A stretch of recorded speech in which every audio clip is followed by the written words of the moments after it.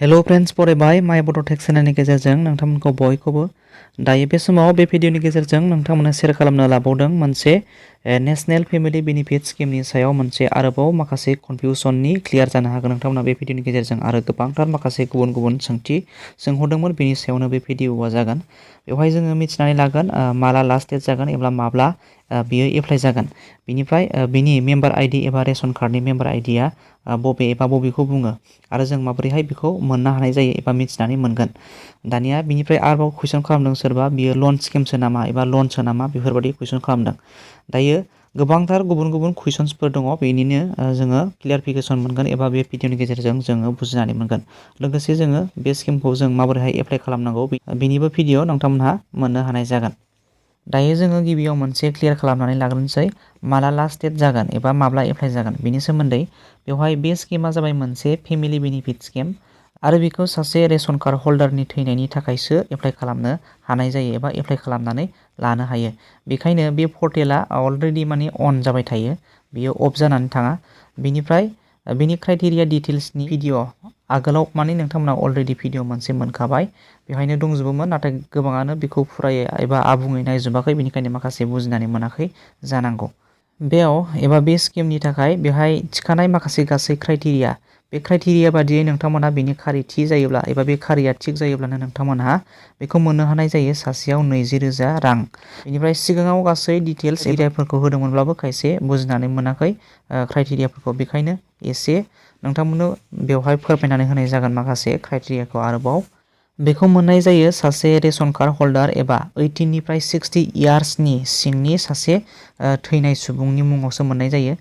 जायनाखि बिनि न'खरनि एबा नंगुबै सोमोन्दोनि सासे मेम्बार एबा रेशन कार्ड हल्डार एबा रेशन कार्डआव मुं थानाय सासे मेम्बारा बेखौ एप्लाइ खालामनो हानाय जायो बेनिफ्राय एप्लिकेन्टआ गावनि नंगुबै सोमोन्दोनि रेशन कार्डआव थानाय मोनसे मेम्बार आइडि बेखौ लानानै एप्लाइ खालामनो नांगोन अनलाइनाव बेखौ नांगोन फिलआप खालामनांगौ बिनिफ्राय एप्लिकेन्टआबो 18 निफ्राय 60 इयार्सनि सिंनि एजनि जानांगोन आरो बेनिफ्राय जायखिजाया BPL केटेगरिनि जानांगोन बिनिफ्राय हाइ लेभेलनिबा बेखौ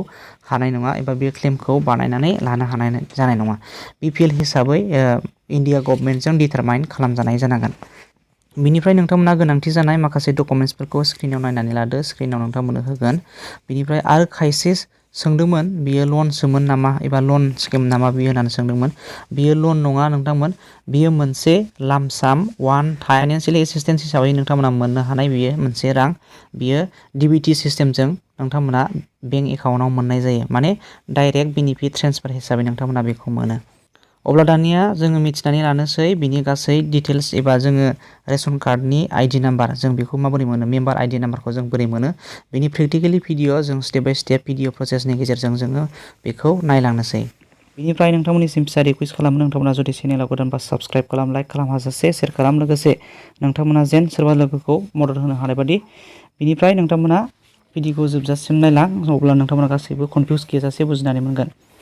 दानिया नोंथाङा रेशन कार्डनि मेम्बार आइडि नाम्बारखौ डाउनलड खालामनो थाखाय एबा नोंथाङा नायनो थाखाय बेवहाय जायखिजाया मोनसे ब्राउजार लादो नोंथाङा ब्राउजाराव टाइप खालामदो बेवहाय मोनसे NFSA बेबायदि टाइप खालामनानै सार्च खालामदो सार्च खालामोब्ला जों बेबायदि मोनसे इन्टारफेस मोनगोन गोजौआव नोंथांमोना फार्स्ट लिंकआवनो नोंथांमोना क्लिक खालामनानै हो बेवहाय नुनो मोनदों NFSA मोनसे अफिसियेल वेबसाइट बेवहाय नोंथाङा क्लिक खालामनानै होदो जोङो क्लिक खालामखांनायनि उनाव जोङो बेबायदि मोनसे गोदान इन्टारफेस मोननो हाबाय नोंथाङा बेवहाय नोंथाङा डेस्कटप साइडआव होनानै लानांगोन गासैबो माखासे साइटफोरखौ इन्टारफेसफोरखौ नोंथाङा नुनो हानाय बायदि बेवहाय अलरेडि आंनिया इन्टारफेसा डेस्कटप साइडआव दंखायो बिनि थाखायनो आंहा अलरेडि जाबाय दानिया नोंथाङा गोजौआव नुनो मोनदों गोबांथार बेवहाय माखासे अपसन्सफोर नुदों फेयार प्राइस अफ बेनिफ्राय रेशन कार्ड एलकेशन्स बेनिफ्राय एनाबिट्रान बेनिफ्राय स्टेजेन कर्नार दानिया नोंथाङा बेवहाय स्टेजेन कर्नाराव क्लिक खालामनानै होदो जोङो क्लिक खालामोबा बेवहाय गोबांथार माखासे अपसन्सफोर नुदों बेवहाय पाब्लिक डिस्ट्रिबिउसन सिस्टेम बेनिफ्राय नेशनेल फुड सिकिउरिटि एक्ट बेफोरबायदिनो गोबांथार अपसन्सफोर नुदों बिनि गेजेराव नोंथाङा बेवहाय नुनो मोनदों नो इउर रेशन कार्ड स्टेटास नोंथाङा बेवहाय क्लिक खालामनानै होनांगोन आरो जायफोरनाखि रेशन कार्ड गैया एबा नोंथांमोना गोदान एप्लाइ खालामदोंमोन बिनि थाखायबो नोंथांमोना खामानि होगोन बेवहायनो नोंथांमोना डाउनलड खालामनानै लानो हानाय जागोन दानिया जोङो नो इउर रेशन कार्ड डिटेल्स एबा स्टेटास बेवहाय नोंथाङा क्लिक खालामनानै होदो क्लिक खालामखांनायनि उनाव जोङो बेबायदि मोनसे गोदान इन्टारफेसखौ मोननो हाबाय बेवहाय नोंथांमोना नुनो मोनदों सार्च एक्सप्रेसन्स नुनो मोनदों। बेनिफ्राय नोंथांमोना लेफ्ट साइडजों दङ रेशन कार्ड नं, थारमाने जोङो बेवहाय नोंथांनि रेशन कार्डनि नाम्बार होगोन। बेनिफ्राय खेबसा नैबेहाय गाहायाव लेफ्ट साइडजों जानो नुदों नोंथांमोना खेबसा, बे खेबसाखौ मोजाङै बेवहाय एन्टार खालामगोन। एन्टार खालामखांनायनि उनाव गेट आरसि डिटेल्स बेवहाय नोंथाङा क्लिक खालामगोन। अब्ला क्लिक खालामनाय लोगो लोगो नोंथांमोना रेशन कार्डनि डिटेल्स नुगोन आरो लोगोसे मेम्बार आइडि नोंथाङा मोननो हानाय जागोन। बेहाय आरसि डिटेल्स, बे आरसियानो जाबाय रेशन कार्ड। दानिया नोंथाङा बेवहाय गोजौआव रेशन कार्डनि नाम्बार आरो लोगोसे बेवहाय खेबसा क'डखौ होखांबायब्ला दानिया गेट आरसि डिटेल्सआव क्लिक खालामनानै होदो। दानिया बेवहाय नोंथाङा प्रसेस नुदों, प्रसेसिं जागासिनो दं, दसे नेनो नांगोन। दानिया जोङो गेट आरसि डिटेल्सआव थुखांनाय लोगो लोगो जोङो गाहायाव नोंथाङा स्क्रल आप खालामनानै नायदो। बेवहाय नोंथांनि गासैबो रेशन कार्डनि डिटेल्सआ फैबाय। बेवहाय नोंथांनि हेड अफ फेमिलि एबा हेड फेमिलि बेखौ नोंथाङा गोजौआव नुनो मोनबाय। बेनिफ्राय रेशन कार्डनि नाम्बार बेहाय डिटेल्स नोंथाङा नुनो मोनबाय। बेनिफ्राय गासैबो नोंथांनि मेम्बार्सआ साबैसे दं, सोद्रोमाया साबैसे दं बेवहाय श' जागोन। बेनिफ्राय बिनिनो लेफ्ट साइडजों नोंथाङा नुनो मोनदों बेवहाय जिनाखि आइडि दङ, मेम्बार आइडि नाम्बार, बेनो साफा साफा मेम्बारनि बियो आइडि। बेखौनो लानानै नोंथांमोनहा बे मोनसे स्किमखौ क्लेम खालामनांगोन एबा नोंथांमोना एप्लाइआव बे आइडिखौ नोंथांमोना होनो नांगोन। बेनिफ्राय राइट साइडजों नोंथांमोना नुनो मोनदों बेजों नोंथांमोना इउआइडि स्टेटास, बे इउआइडि स्टेटासा गासैबो येस जाबायब्लानो नोंथांमोना रेशन कार्डजों गासैबो